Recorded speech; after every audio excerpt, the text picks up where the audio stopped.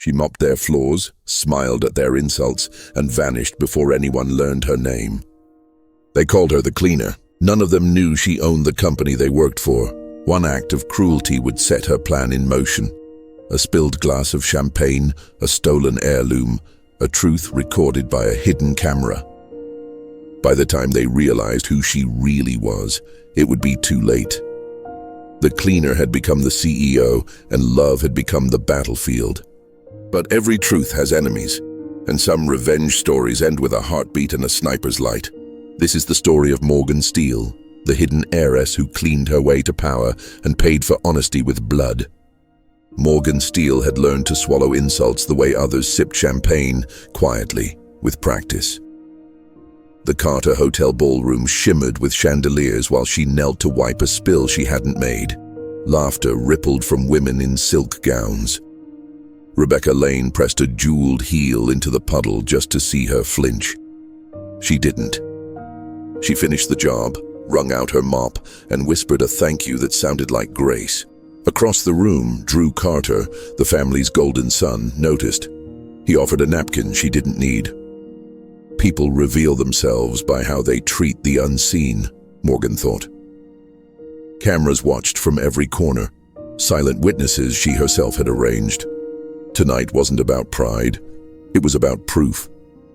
Later, she folded her uniform beside a designer coat no one knew she owned. The contrast reminded her why she was there. To clean more than flaws, to clean a family's lies. When the last waltz faded, Drew followed the cleaner who wouldn't leave his mind. Outside, under the frost-edge marquee, Morgan emptied her bucket. "You shouldn't let them treat you that way," he said. She smiled slightly. "I'm paid to fix messes, not people." He wasn't sure if she was proud or broken. Either way, she intrigued him. Drew had grown up among people who bought silence. Her calm was earned. That night, Morgan texted a single line to a hidden contact. Camera 3 East, retain footage 30 days. A reply blinked back. Confirmed, Ms. Steele. She locked the phone before anyone could glimpse her surname. Back in her small apartment, she traced a newspaper clipping. Steele Holdings scandal ruins, executive's widow. Her mother's face smiled from the faded print. "I'll clear you, Mom," she whispered. For now, she would remain invisible. Invisibility was power waiting to be cashed. The next evening's charity gala glittered even louder. Morgan floated through the crowd in her uniform, unseen yet everywhere. Wealth loved routine. Arrogance loved an audience. She heard the whispers. That staff girl he defended, Drew's pity project. Rebecca's laughter clanged like silverware. Morgan moved steadily, tray balanced, ears open. She caught words not meant for staff, fraudulent invoices, rigged donations, hush money deals. The Carter's empire gleamed because it hid its stains. When Drew's eyes met hers across the ballroom, she looked away. A cleaner shouldn't hold a CEO's gaze. Still, something in him shifted. He recognized dignity where others saw dirt. In the service corridor, Morgan paused beneath the tiny red blink of camera 3. "Record everything," she murmured. Her mission wasn't revenge yet. It was documentation. Revenge required evidence, and she was collecting it by the hour. Richard Carter Sr.'s 75th birthday brought senators, donors, and cameras. Rebecca Lane presented an antique glass bowl from the Qianlong period. Applause followed. Later, Drew offered a velvet box holding his chosen jade bangle. When Richard lifted the lid, a wristwatch gleamed instead. Gasps, then whispers. Giving a watch meant wishing death. Morgan froze. Minutes earlier, she had seen Rebecca's assistant slip into a service hall. She hurried to the security room, replayed the footage, and saw the swap. Calmly, she returned, whispered to the maitre d', and asked for the hotel's UV scanner. Under blue light, powder streaked the watch clasp and the assistant's sleeve.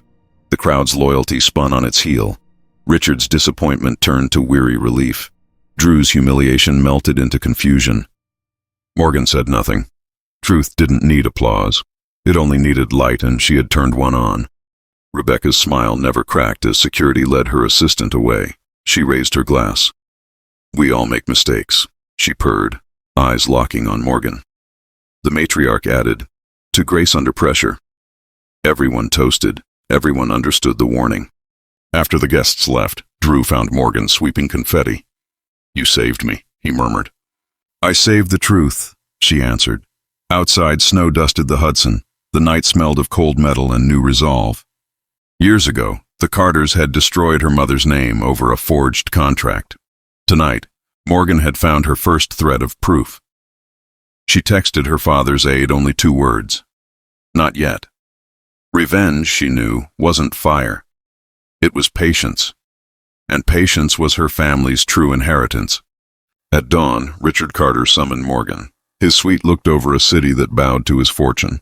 She carried the flash drive in her pocket, undecided. You remind me of someone, he said. Maybe someone honest, she replied. He chuckled, then watched the footage. Relief, not rage, crossed his face. Integrity builds slower, he said quietly, but it lasts longer. He asked her to keep it between them. She nodded. Secrets aged better in quiet hands. Outside, she texted her father's chief of staff. Progress steady. Arthur Steele replied instantly. Careful, wolves smile before they bite. Morgan pocketed the phone and breathed in the frozen morning.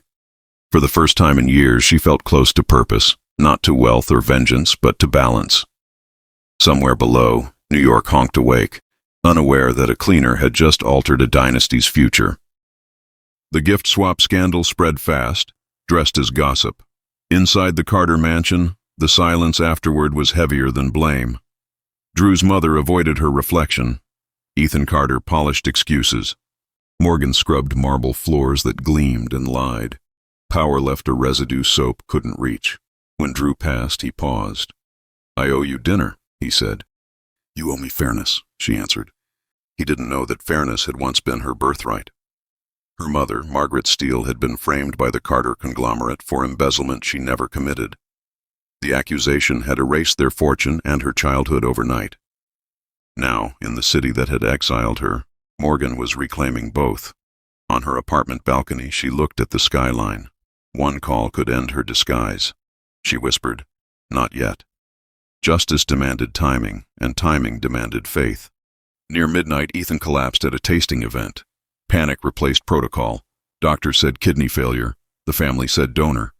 You have 2, Drew's mother urged. Guilt is not consent, Morgan thought. Decisions like this belong to medicine, not manipulation. Rebecca scoffed. Stay in your lane, cleaner. Morgan texted a number saved as AS. 90 minutes later, a helicopter cut through the dark. Arthur Steele's medical team. A matching donor had been flown in. The surgery succeeded before dawn. Reporters credited anonymous benefactors. Drew suspected otherwise. Who are you really? He asked.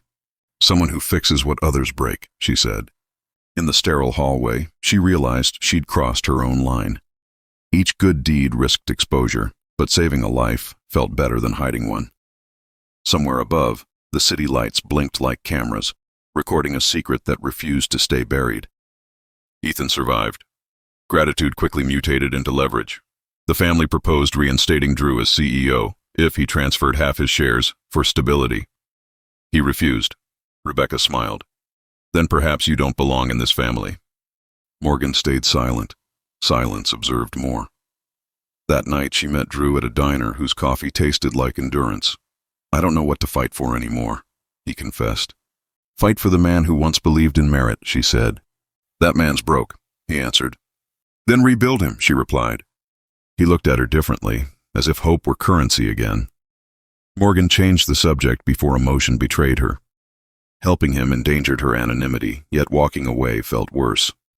She left a few dollars by his cup, payment for a moment of honesty, and stepped into the winter air, where steam rose like forgiveness. 2 weeks later, the board met in a glass-walled room pretending transparency. Morgan, still under her consultant alias, presented numbers that spoke harder truths than speeches. Rebecca's growth expenses traced to shell vendors owned by Ethan's associates. Richard Carter listened, weary but alert. Integrity, he said, is slow work, but permanent. The board voted. Drew reinstated. Pending review. In the corridor, Rebecca stopped Morgan. "Enjoy the climb," she murmured. "Air's thinner up there." "Good thing I trained at altitude," Morgan replied. That night, she placed her mother's photograph beside a folder labeled Lane. 3 unsent emails glowed on her screen, to a regulator, a journalist, and a lawyer. She saved them as draft. Not yet. Manhattan glittered outside, unaware that the maid with calloused hands now held evidence strong enough to rewrite a family's history. She smiled faintly. Patience had always been her sharpest weapon. The boardroom emptied like a theater after a difficult play. Morgan stayed behind, gathering printouts no one had read closely enough. Numbers didn't tremble the way voices did. They stood in rows and invited courage. She highlighted a trail Rebecca never thought anyone would follow. Consulting fees doubled through a shell, then rebated through a donor foundation. Richard Carter reappeared in the doorway, leaning heavier on his cane. "If I were 30 years younger, I'd hire you to run this place," he said. "You already do," she answered, and let the joke soften what was true. He studied her. "You carry grief like a ledger, balanced but costly." Outside, Drew waited by the elevators, tie loosened, hope cautiously returning. "Thank you," he said, meaning more than the job. Morgan tucked the files into her bag. She had no interest in thrones. She preferred thermostats, quiet devices that regulated rooms without applause. Still, thrones noticed thermostats eventually. As the doors slid shut, she felt the building inhale around her. Empires did that when the air changed. By afternoon, Rebecca had rebranded her defeat into a narrative about miscommunication. She visited Richard with soup and sympathy, then posted a photo holding his hand. The caption read, "Family first, always." Morgan watched from the hallway. In Rebecca's world, sincerity was a costume with a good tailor, but costumes fray under repetition. Drew pulled Morgan aside. "Compliance wants a walkthrough next week. Will you help me prep?" She nodded. "Make it boring," she advised. "Boring is unbribable." That night, Morgan reviewed invoices at home while the radiator clicked like an old metronome. A pattern emerged. Small thefts hidden among holidays, charity galas, and boutique travel. Rebecca didn't steal greedily. She stole rhythmically. Morgan drafted a memo for compliance that read like a lullaby of facts. No accusations, just breadcrumbs and dates. When she finished, she set her mother's photo atop the stack. "We're getting closer," she whispered. Outside, a siren wailed, then faded. New York returned to its neutral hum, the sound of a city that has seen everything, including redemption. Arthur Steele arrived unannounced. Chauffeur, dark coat, a presence that made receptionists sit taller. He asked for the procurement consultant, and for one ridiculous second Morgan considered hiding in a supply closet. Instead, she met him in the hotel's winter garden, where ferns pretended it wasn't January. "You look like your mother when she'd already solved the problem," he said. "And you look like money trying to apologize," she replied, gentler than the words. He offered resources, investigators, counsel, a press team on standby. "Your name doesn't have to stay buried." "My name is fine," she said. "It's the truth that needs digging out." They sat without speaking for a minute, 2 stubborn glaciers drifting toward spring. Finally, he nodded. "I'll follow your lead." As he left, guests glanced up, measuring influence the way some people smell rain. Morgan felt the familiar ache of a childhood lived in doorways, waiting for a father to choose between empire and daughter. Maybe he just had. The compliance team arrived with careful smiles and unthreatening clipboards. Morgan had arranged their path like a museum tour. Nothing sensational, everything undeniable.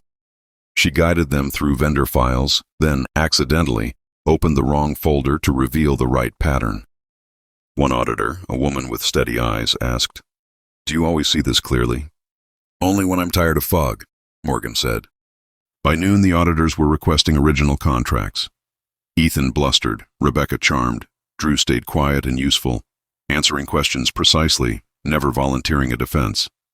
In the break room, Morgan poured coffee and added 2 sugars she didn't need. It reminded her of late nights studying balance sheets at her mother's knee. "If the numbers sing, don't talk over them," her mother used to say. The auditors finished at dusk, leaving behind polite gratitude and a list of follow-ups that read like a verdict. Morgan watched their taillights vanish into city traffic. She felt no triumph, only the steadiness that comes when a river finally finds its channel. Ethan came to her quietly, in the corridor between the kitchen and the staff lockers.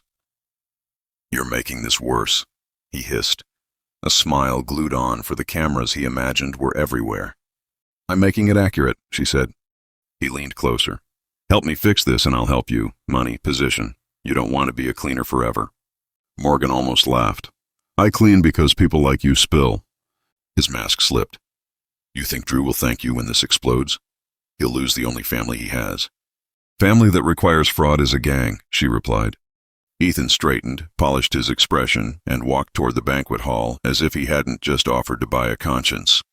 Morgan watched him go and felt an old fatigue, how often power mistook silence for sale.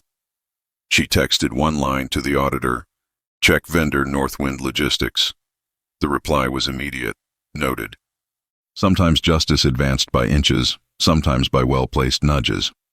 That evening, Drew and Morgan returned to the diner with the honest coffee. He looked less like a CEO and more like a man who'd finally chosen a side. "If this costs me my last name, I keep my first," he said. "Names can be rebuilt," she answered. He studied her. "I want to rebuild with you." The words landed softly like snow that changes a street without announcing itself. She reached for her cup instead of his hand. "Fix the house before you invite someone to live in it," she said. He smiled but didn't argue. "Then promise one thing, don't disappear when it gets ugly." "I'll be here," she said, and surprised herself with the certainty. On the walk back, their shoulders almost touched, not from courage but from warmth. Somewhere above them, a billboard glowed with an ad for forgiveness disguised as luxury goods. Morgan laughed under her breath. She'd take forgiveness without the gold plating. In Richard's study, while organizing files for the auditors, Morgan noticed a picture frame crooked by a degree. She straightened it and felt the back loosen. Inside lay a sealed envelope addressed in a hand she recognized from childhood, her mother's. She excused herself and read it alone in the service stairwell. The letter spoke of a forged contract, a meeting that never happened, and a promise from a young Richard Carter to investigate when politics allow. He had tried, then been outmaneuvered by those he trusted. Morgan replaced the letter and returned to Richard, who watched her with a sorrow that didn't beg for absolution. "I failed your mother," he said. "You were failed by people you believed," she answered. "There's a difference." He nodded, the relief of a man granted a smaller sin. "Thank you for finding it." She thought, "Thank you for keeping it, even hidden." Some secrets rot, some simply wait for the right gardener. The next charity gala was unavoidable. PR insisted, reputations crave routine. Morgan stepped into the ballroom with a tray and a plan. She had asked the AV team to test an archival montage for Grandpa. What played near the end was a quiet series of ledgers, actual numbers sliding across the screen like a lullaby. Viewers leaned forward before they knew why. Rebecca's smile faltered. Ethan's jaw twitched. Drew remained still, which took effort. When the montage ended, Richard raised his glass. "To those who keep us honest," he said, looking nowhere and everywhere. Applause came, small, sincere. Afterward, Rebecca cornered Morgan near the coat check. "You will never belong here," she said. Morgan answered gently, "Then I'll change what here means." In the mirror behind the counter, their reflections stood side by side. One face practiced to perfection, the other calm enough to be real. Mirrors, Morgan thought, were just glass until someone confessed to them. Morning tabloids split the room. Iris's alley saves Carter's beside staff manipulates family drama. Rebecca fed whispers to reporters who wanted a cleaner villain than the truth. Morgan didn't bother chasing every rumor. She sent one email to one journalist she trusted.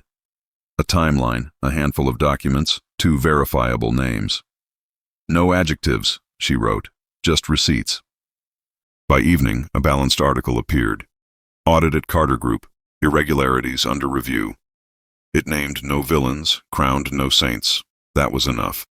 Drew texted, "You could have destroyed them. You didn't." She replied, "We're teaching them first. On her walk home, she passed a street performer balancing on a slackline. The trick wasn't daring. It was stillness in motion. She thought of her mother, of Richard, of Arthur waiting to be useful, of Drew trying to be brave. Justice wasn't a blade tonight. It was a beam. She intended to cross it without falling.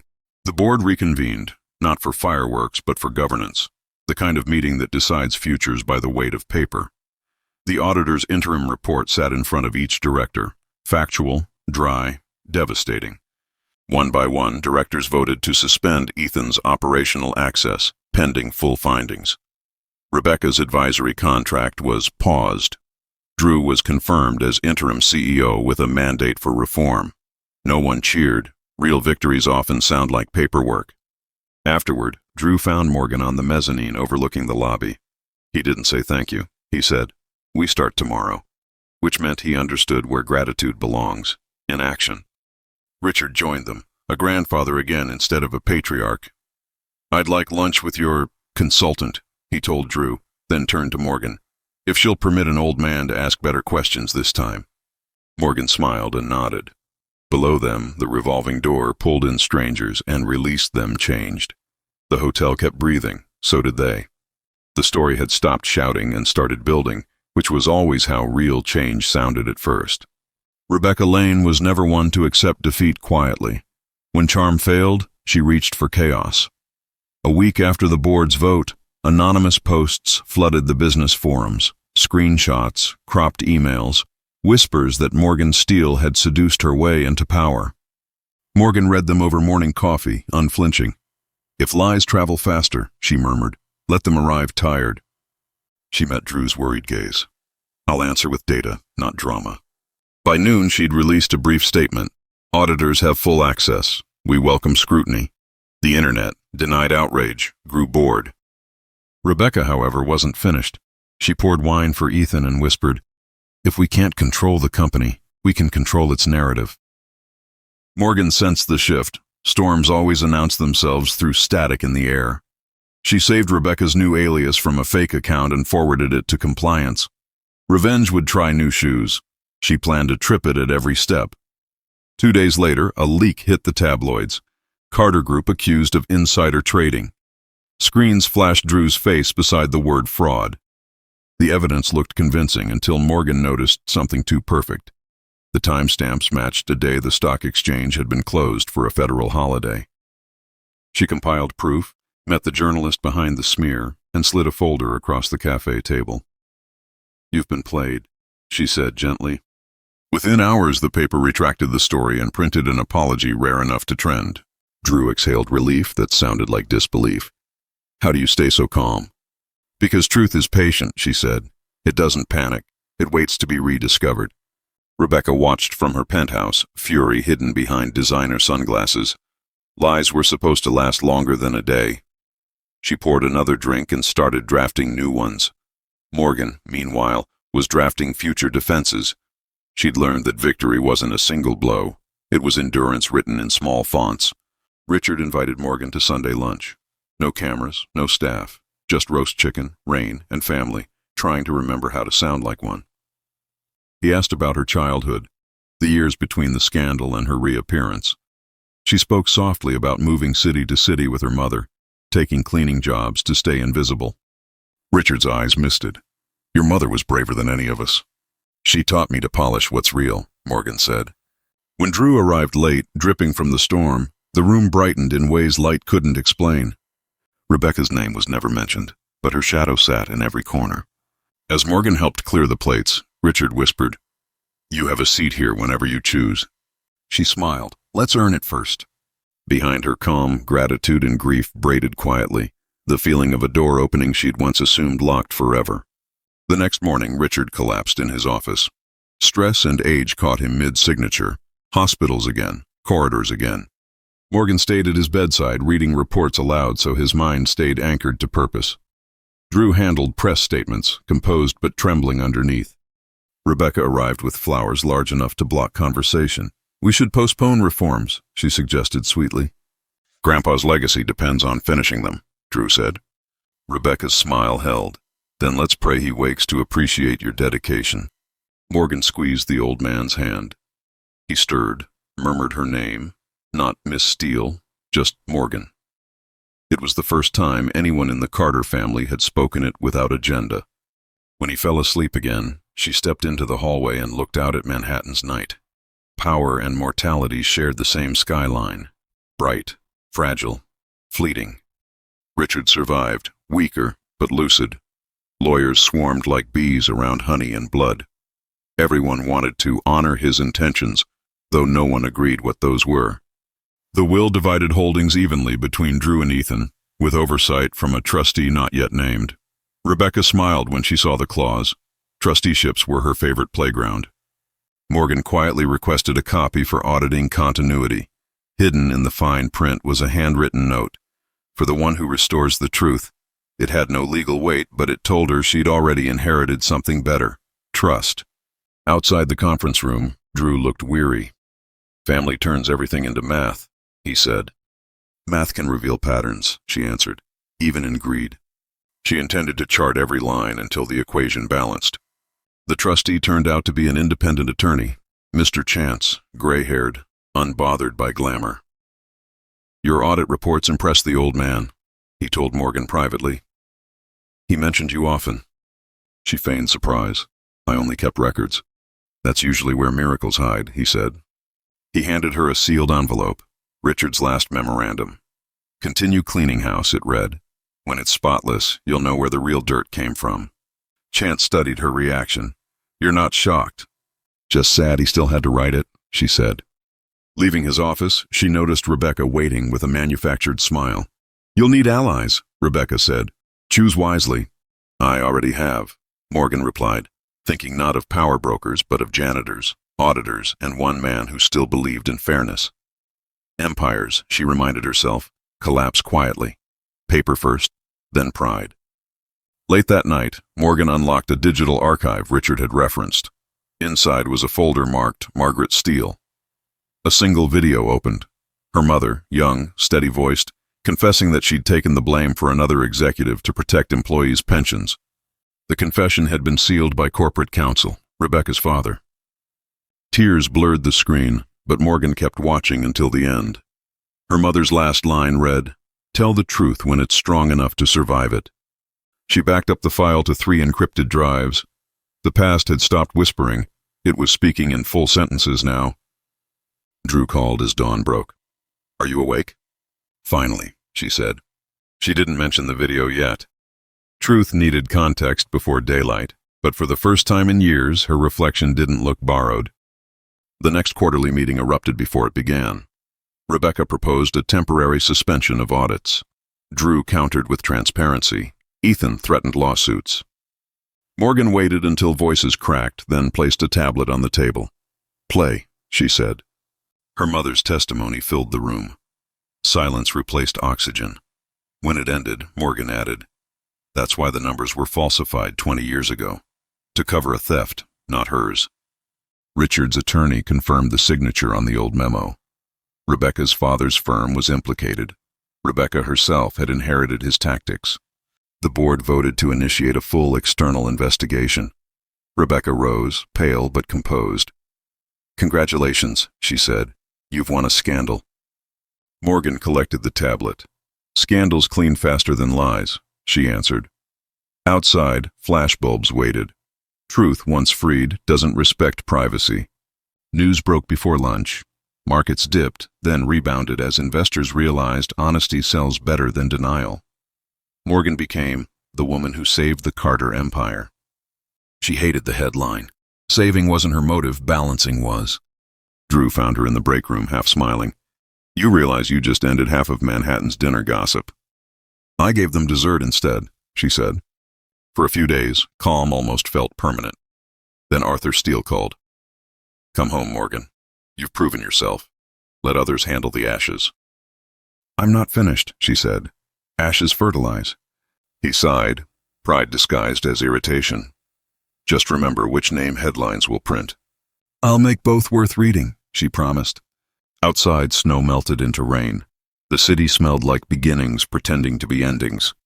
The next board meeting offered Drew a clean throne, official CEO, press approval, family detente. All he had to do was keep Rebecca on as strategic liaison.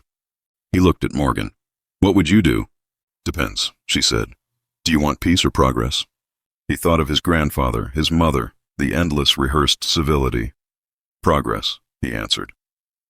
He declined the condition publicly. Shares dipped again, predictably. By evening, messages poured in, praising integrity over profit. Morgan watched from the balcony as city lights flickered like applause. "You just chose the harder road," she said. "I had a guide," he replied. She smiled, soft but sure. For the first time since the mission began, she allowed herself to believe in partnership, not ownership, not rescue, but two people walking the same steep hill. Justice was no longer a solitary climb. When the cameras lost interest, silence filled the Carter Tower. Drew packed a single box, photos, a pen, a letter from his grandfather. Morgan stood by the glass wall, watching her reflection blur into the skyline. "Where will you go?" she asked. "Where the noise isn't," he said. They left Manhattan for a townhouse in Brooklyn Heights. Smaller, humbler, human. Morgan scrubbed countertops while Drew fixed a leaky faucet. They laughed at how two people who once ruled skyscrapers now celebrated running water. At night, they ate takeout on the floor and planned nothing. Freedom sounded like dripping taps and shared silence.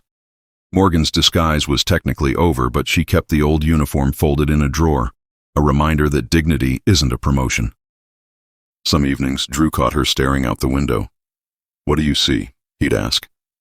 "Everything we lost," she'd answer, "and everything we finally deserve to build." Peace lasted 2 weeks. Then tabloids screamed, "Rebecca Lane expecting Carter heir." Drew nearly dropped his coffee. "It's impossible," he said. "Not impossible," Morgan murmured, scanning the details. The story had dates, doctors, even ultrasound photos, all fabricated but believable. Rebecca had found the perfect weapon, sympathy. Within hours, investors demanded Drew do the right thing. Share prices dipped. Morgan refused panic. Truth doesn't need speed, it needs precision. She called a journalist friend. "Ask for the clinic's address," she suggested. By evening, the paper confirmed. The building had closed 3 years earlier. The next day, a quiet correction appeared, small print but powerful. Rebecca's credibility evaporated faster than perfume on marble. Drew exhaled. Will she ever stop? "When envy runs out of breath," Morgan said. Outside sunlight caught her face. Even in war, she chose clarity over venom, and that was her most disarming weapon. Rebecca's last hope was a test. She filed a claim for paternity. Certain scandal would bruise more than truth. The court ordered DNA samples. Morgan attended the hearing quietly, the only person not checking her phone. When the results arrived, the numbers spoke without adjectives. 0.00%. Gasps replaced gossip. Rebecca's lawyer tried to spin clerical error. The judge ended it with one line. "Facts don't require editing." Outside, reporters swarmed. Rebecca hid behind sunglasses. Drew shielded Morgan with his coat. For once, he didn't apologize for protecting her. That night, they walked across the Brooklyn Bridge, wind flattening their voices. "She built everything on lies," he said. "And I built mine on silence," she answered. "Both foundations crack." He looked at her. "Then let's start with honesty." She nodded, not ready for confessions yet, but grateful the ground finally felt steady. Arthur Steele called from his glass-walled office. "Come home," he said. "You've restored the Carter name. It's time to reclaim ours." "I'm not done," Morgan replied. "These reforms need roots." "You're wasting brilliance on sentiment," he warned. He offered board seats, luxury, control, everything she'd already outgrown. "I don't need a throne," she said. "I need proof that ethics can outlive power." He paused, surprised. "You sound like your mother." "That's the compliment you've owed me since I was 10. Silence softened his authority. Finally, he said, "Then finish your experiment. But when you're ready, the door's open." After the call, Morgan stared at the skyline reflecting on the window pane. Legacy called her in gold tones, but her purpose hummed in quieter colors. Gray for patience, white for clarity, emerald for growth. Storms in New York arrive with personality. That evening, sheets of water blurred traffic into impressionist streaks. Morgan waited under a canopy as Drew jogged toward her, soaked but smiling. "They offered me a buyout," he said. "Take the money, stay silent." "And?" I said no. She grinned. "Finally." They shared an umbrella, bodies close enough for truth. "What now?" he asked. "Now we rebuild," she said. "Smaller, honest hours." They ducked into a diner, dripping laughter and rain. Outside, the neon sign reflected on wet pavement, spelling a word they both noticed. Hope, half burned, but still glowing. For the first time, the future didn't look like revenge. It looked like rain, rinsing everything clean. Humiliation breeds allies in dark corners. Rebecca met Ethan in a private bar uptown. "You still hate her," she guessed. He nodded. "She cost me inheritance." "She cost me legacy," Rebecca said. "Together we reclaim both." They toasted with expensive deceit. Plans unfurled. Sell confidential data. Seed rumors of mismanagement. Trigger an investigation. Destroy from within what couldn't be beaten from without. Meanwhile, Morgan sensed a tremor. Documents missing, emails bouncing. She'd seen this dance before. Betrayal always stepped on the same beat. She didn't panic. She prepared. When storms gathered, she packed truth like an umbrella, light, foldable, always ready. Ethan believed he was rewriting destiny. Rebecca believed she was directing fate. Both forgot that the heroine wrote in permanent ink. The first sign was subtle, a system login at 2 a.m. from an unrecognized device. By morning, accounts were frozen, client files scrambled. Drew cursed softly. Morgan didn't. She opened her laptop, tracing digital footprints through proxy chains until a familiar pattern surfaced. Ethan's careless reuse of an old password. She smiled without joy. "Family," she whispered, "the gift that keeps on stealing." They spent the day recovering backups, each keystroke a declaration of resilience.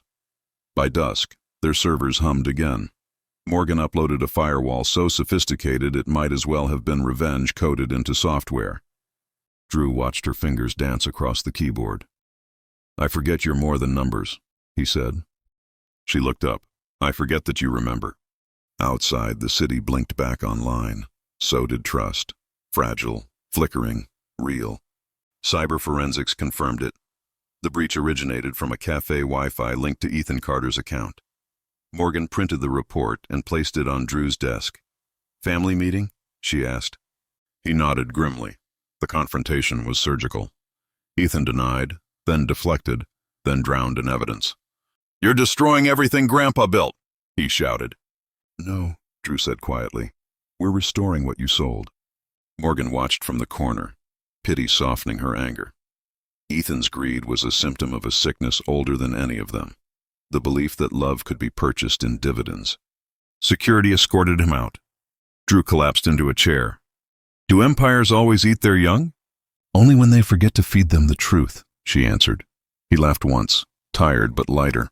Honesty had appetite too, and it was finally being served. Rebecca refused defeat without spectacle. She invited Morgan to the mansion for closure. Cameras waited behind curtains. "You've ruined my life," Rebecca said. "You did that when you started faking others," Morgan replied. Rebecca threw a glass. It shattered harmlessly. "You think you're better than me?" "No," Morgan said, calm as marble. "Just done pretending." She handed Rebecca a legal notice. Charges filed for cybercrimes. Evidence enclosed. Police arrived minutes later. Rebecca tried smiling for the flashbulbs. None fired. Even photographers choose silence for certain stories. As they led her away, Morgan exhaled. Not triumph, just relief. Some endings don't explode. They unclench. Outside, snow began to fall again. This time it felt like punctuation. The arrest footage dominated headlines. Comment sections turned courtroom. Strangers debated loyalty, justice, class. Through it all, Morgan refused interviews. "Let the work speak," she said. Investors stabilized. Employees thanked Drew for transparency. The company, lighter without its parasites, began to breathe. One evening they walked through Central Park, hand in hand. "Feels quiet," he said. "That's because peace doesn't trend," she replied. Across the lake, city lights trembled like applause withheld. Morgan thought of her mother, of Richard's faith, of Arthur's grudging pride. Every lie she'd swept away had revealed something worth keeping. Drew stopped, kissed her forehead, and whispered, "You saved us." She smiled.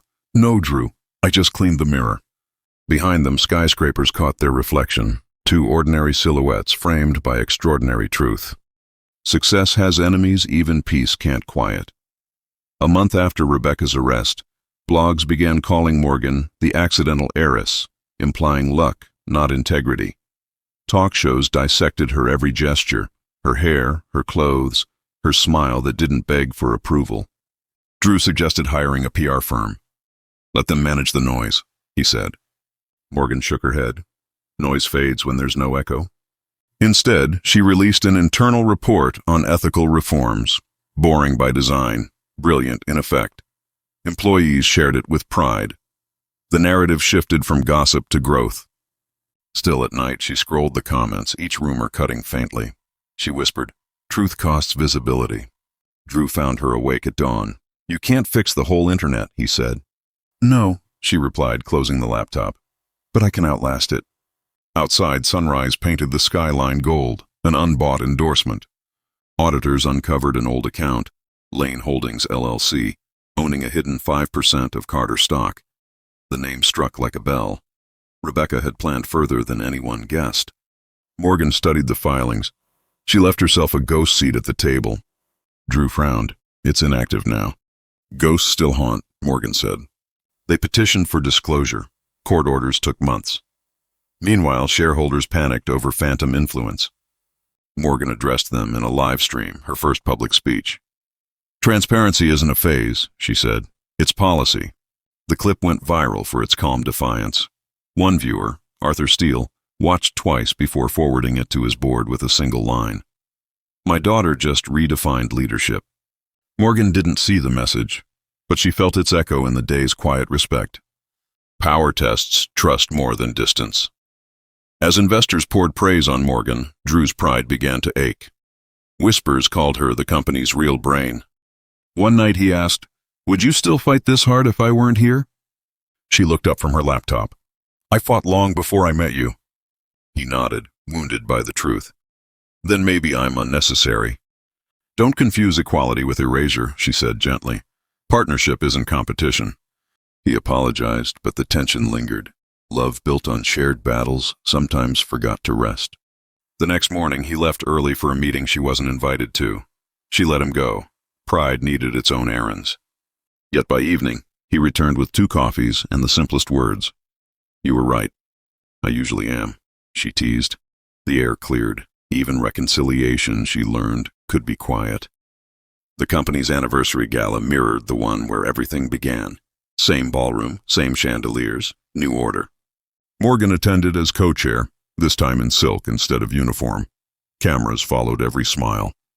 When Rebecca's name appeared on the guest list, security hesitated. "She's out on bail," they explained. "Let her in," Morgan said. "Truth doesn't fear repeat performances." Rebecca arrived like frost, beautiful, brittle, dangerous. "Miss Steele," she said, tone sugar-coated venom. "Rebecca," Morgan greeted softly, offering a handshake. The gesture disarmed everyone. During the speech, Morgan thanked every hand that built, cleaned, and restored this company. Applause swelled. Rebecca's smirk thinned. History had repeated, but this time the cleaner owned the stage. Even Rebecca knew the script no longer centered her. Drama craves an audience. When Morgan turned to leave the podium, Rebecca blocked her path. "You think you're untouchable?" she hissed, then slapped her across the face. Gasps echoed. Cameras clicked before security reacted. Morgan didn't retaliate. She steadied herself, eyes bright with calm. "That," she said into the microphone, "is what truth feels like to those who fear it." Within minutes, the clip flooded social media. Half the world condemned Rebecca, the other half dissected Morgan's restraint. Drew found her backstage with an ice pack. "You could have pressed charges."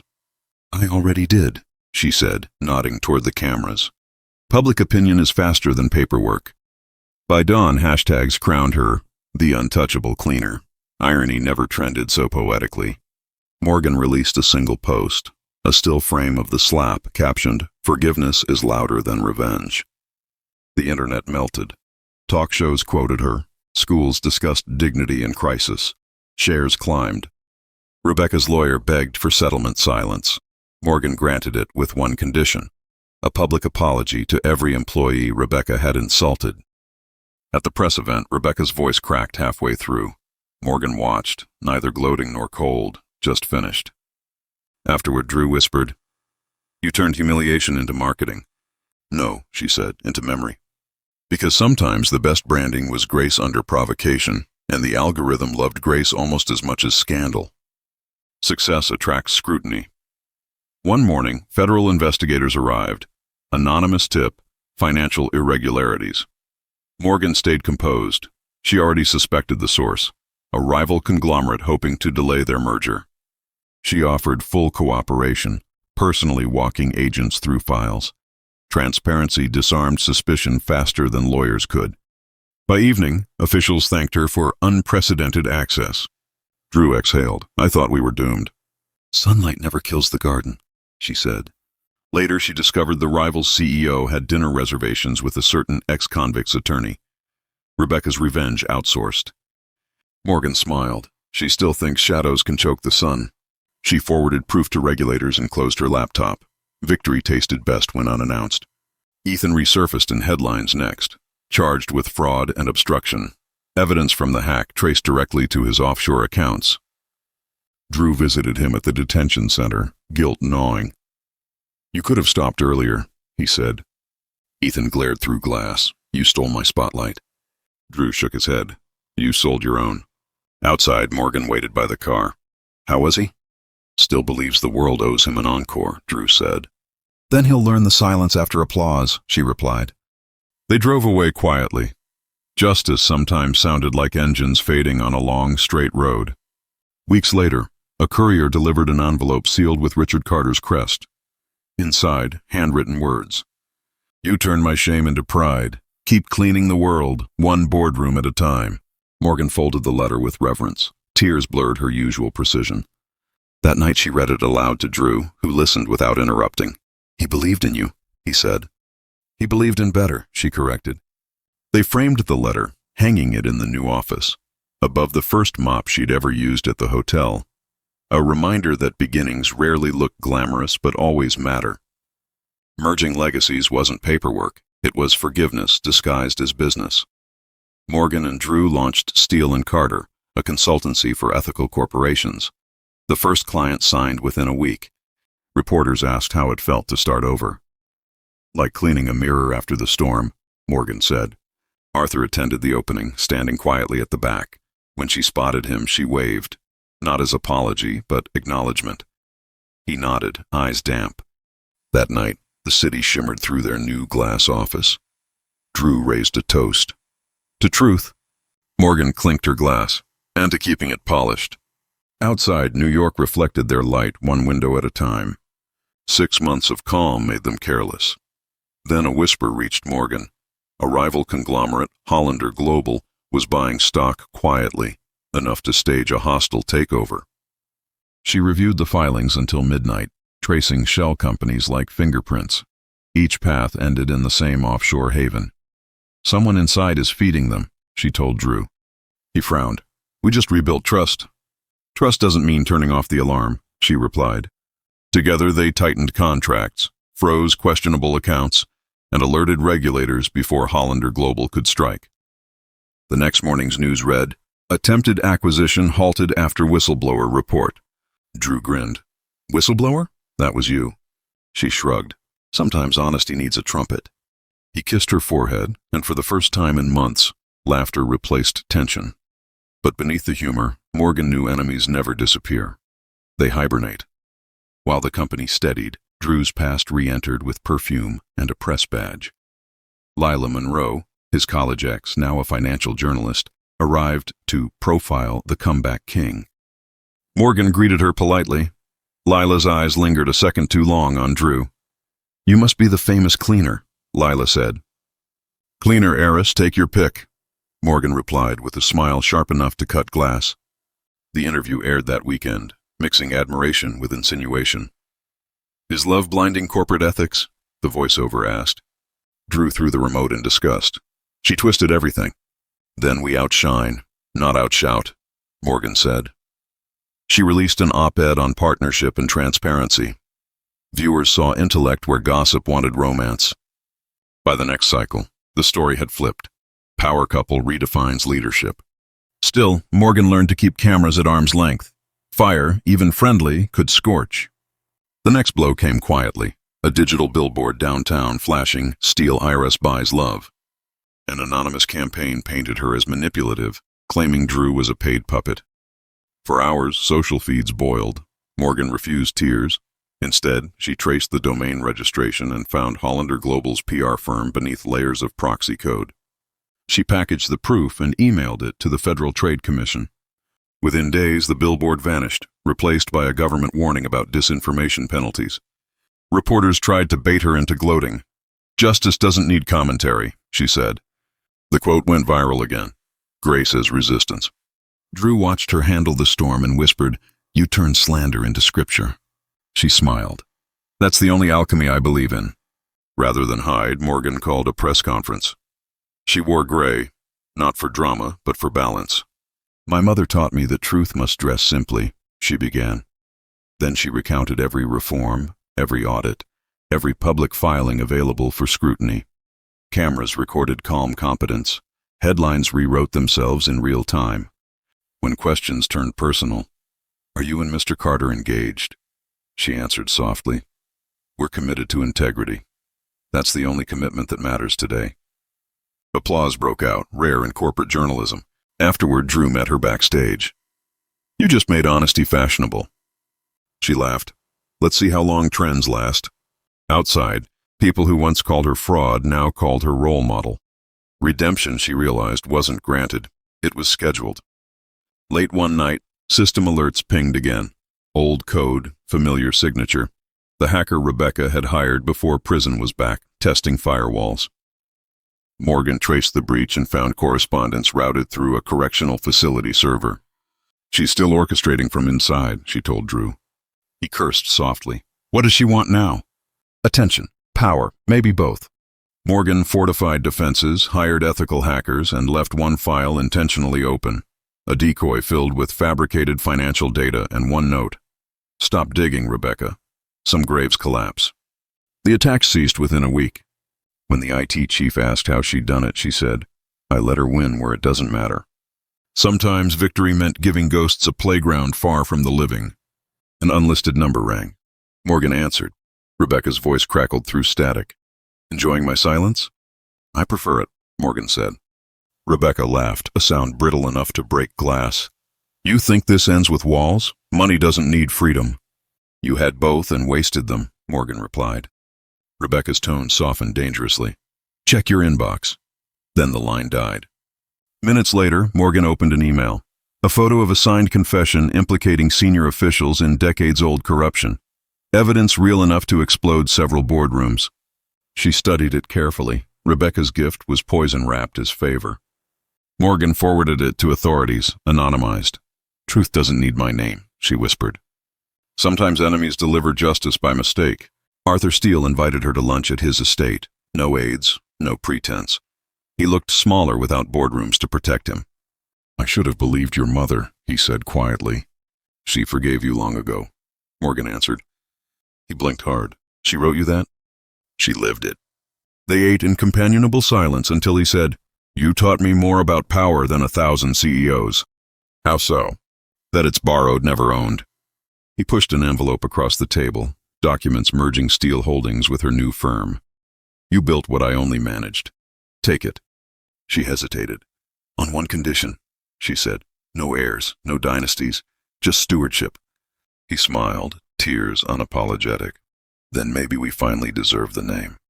For the first time, father and daughter shared peace without agenda. Engagement rumors turned real when Drew proposed on a quiet pier at dusk. Morgan said yes between laughter and disbelief. Within days, headlines exploded. Competitors smelled distraction. Hollander Global filed a lawsuit claiming patent infringement, frivolous but loud. "You can postpone," Arthur advised. "No," Morgan said. "We'll multitask. Justice by day, vows by night." Press conferences doubled as bridal fittings. Her calm irritated rivals more than any courtroom win. During one hearing, Drew squeezed her hand beneath the table. "Still want forever?" "With disclaimers," she joked. Outside, fans held signs. Love and integrity can coexist. For once, social media and reality agreed. The trial began under fluorescent indifference. Morgan represented herself to the judge's raised brows. "Confidence or hubris?" he asked. "Preparation," she answered. She walked the court through contracts line by line, voice steady as rainfall. Opposing counsel relied on spectacle. She relied on arithmetic. By noon, their case unraveled. Reporters whispered admiration. The judge smiled slightly.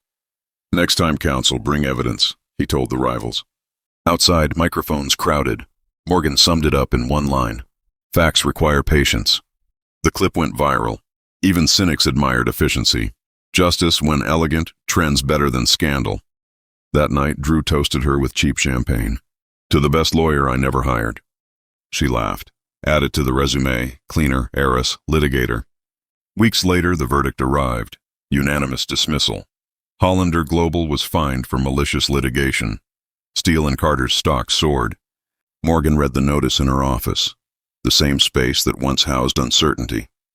Outside, applause erupted from employees watching the live feed. Drew entered carrying 2 cups of coffee. "No confetti?" he asked. "Confetti's for weddings," she said. "Then let's use it twice." He kissed her.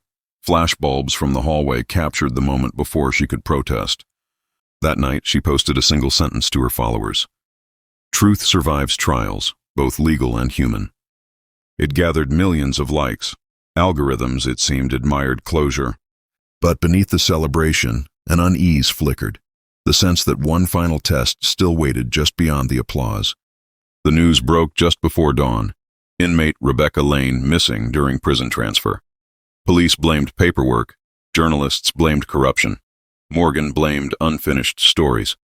Drew found her watching the broadcast. "She'll come here," he said. "She'll come for attention," Morgan corrected. "She always does." They tightened security, changed passwords, briefed staff. Still, unease hummed through the building like bad wiring. At noon, a bouquet arrived. White lilies, Rebecca's signature choice. No card. Morgan understood the message, purity as provocation. She placed the flowers in the trash. Some ghosts announced themselves politely before haunting again. That week, small things shifted. A car idled outside too long. A stranger photographed the office door. Morgan's reflection twitched in windows that shouldn't have reflected movement. Arthur offered bodyguards. She declined. "Fear is contagious," she said. Still, she adjusted her route home, varied her schedule. Control disguised as calm. Drew noticed. "Paranoia or instinct?" "Instinct," she replied. "Paranoia has worse posture." They laughed, but the tension didn't leave. At night, wind scraped the windows like fingernails. Somewhere in the city, Rebecca was rehearsing her next scene. During a late meeting, Morgan's phone vibrated and skidded across the table. The caller ID read unknown source. She answered. A voice purred. "Did you miss me?" Rebecca, alive, smug, unrepentant. "You can't hide behind press releases forever," she continued. "I still have footage, secrets you never cleaned." Morgan's voice stayed steady. "Then publish them." A pause. "That's the problem," Rebecca said. "They involve you." The line went dead. Drew stared. "She's bluffing." "Maybe," Morgan whispered, pocketing the phone. "But bluffs work because truth exists somewhere nearby." Outside, thunder rolled like a drumline warming up for the finale. 2 days later, their chief financial officer vanished en route to a client meeting. A text arrived. "We just want leverage." Police formed task forces. Drew raged. Morgan read the message again. Grammar too tidy, punctuation too deliberate. Rebecca's style. "She doesn't want money," Morgan said. "She wants to negotiate." She offered herself in exchange, anonymously through encrypted chat. The reply was instant. "Midnight, Pier 47. Arthur protested. "Morgan, that's suicide." "It's housekeeping," she said. "Time to sweep what's left." Drew insisted on backup. She refused. Some endings needed witnesses, others silence. This one demanded both. The warehouse smelled of salt and smoke. Rebecca stepped from the shadows, elegant even in exile. "Still cleaning?" she mocked. Still pretending? Morgan answered. Between them, the CFO sat bound but unharmed. Rebecca waved a lighter. One match and every archive burns. Your mother's files, your father's reforms, gone. Morgan took a slow breath. You're addicted to attention, Rebecca. Even now, you're staging. Rebecca's hand trembled. Then give me my headline. Morgan stepped forward, calm enough to terrify. You already wrote it. Woman destroys herself. Trying to erase truth. I just won't read it. Sirens cut through the night. Police flooded the pier. Rebecca dropped the lighter. Flames licked and died in rain. For a heartbeat, pity crossed Morgan's face, then duty. Morning brought footage across every network. Rebecca arrested, archives intact, CFO safe. The video Morgan surrendered showed not vengeance, but restraint, a masterclass in composure. Public opinion shifted permanently. Articles dubbed her the ethical heiress. Drew asked, You released the video yourself? Yes, better to narrate than be narrated. Rebecca's last words at booking, You think this ends with me? Echoed in Morgan's head. Because villains seldom lie about that part. The world had more Rebeccas, but now it also had more Morgans. Weeks later, a sealed envelope arrived from Rebecca's lawyer, confidential offer, information in exchange for mercy. Inside lay documents hinting at a darker secret, a falsified safety report Drew had signed years earlier to protect workers. Morgan stared at the pages. This was Rebecca's last weapon, Drew's integrity. When she confronted him, his eyes dropped. I did it to save jobs, he admitted. It was wrong. She said nothing, just folded the papers neatly. Even heroes, she learned, carry stains. Tell them yourself, she whispered. Confession cleans better than cover-up. He nodded, ready to face daylight. At a press briefing, Drew admitted everything, signing off a faulty batch to protect employees' paychecks. He offered resignation. Reporters expected collapse. Instead, stocks dipped, then stabilized. People recognized sincerity when they heard it. Afterward, he found Morgan backstage, eyes tired but lighter. I finally understand you, he said. How's that? You don't destroy for justice, you disinfect. She smiled faintly. That's all cleaning ever was. They left hand in hand, no throne waiting, just peace polished by honesty. Public opinion split again. Half admired Drew's confession, half called him weak. Morgan faced cameras and said, Strength isn't never erring, it's admitting when you have. The clip spread faster than any scandal. Couples, teachers, even politicians quoted her. At home, she told Drew, We turn mistakes into manuals. He laughed. Then promise me you'll keep editing mine. They toasted with coffee, the smell of ordinary life more intoxicating than champagne. Outside, rain began, gentle, forgiving, like applause from the sky. The next board meeting was quieter than prayer. Drew read his statement, resigned, then nominated Morgan as successor. No one understands stewardship better, he said.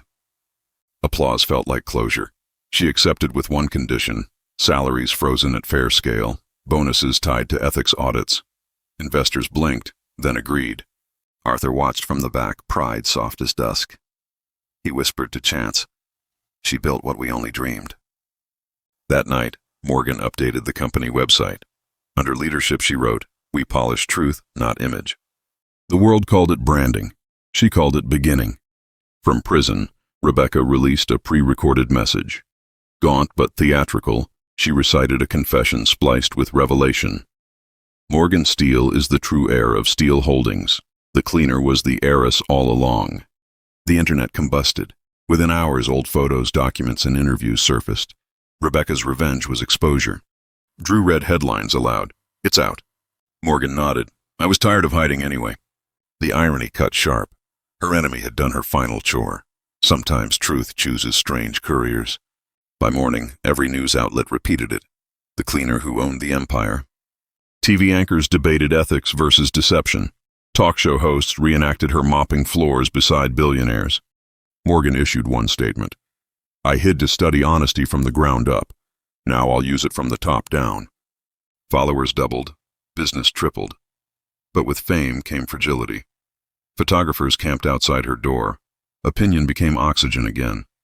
She missed silence. She missed anonymity. But purpose rarely comes without audience. Fame demanded pieces of her she hadn't agreed to sell. Every gesture became public property. Still, she reminded herself, visibility is rent for impact. When critics accused her of using hardship for branding, she smiled. If stories can clean hearts, she said, then let them. Arthur warned, spotlights burn. Then I'll stand where the light's honest, she replied. At home, Drew unplugged the TV. Let's remember who we were before all this. She kissed him. Cleaners, she said. He laughed. Still are. On a charity stage crowded with microphones, Drew dropped to one knee. The audience gasped. Cameras froze mid-flash. I loved you before I knew who you were, he said. Now that I do, I love you deeper. Morgan blinked away tears. Yes, she whispered. Applause thundered. Confetti, this time earned, filled the air. Reporters shouted questions. She answered none.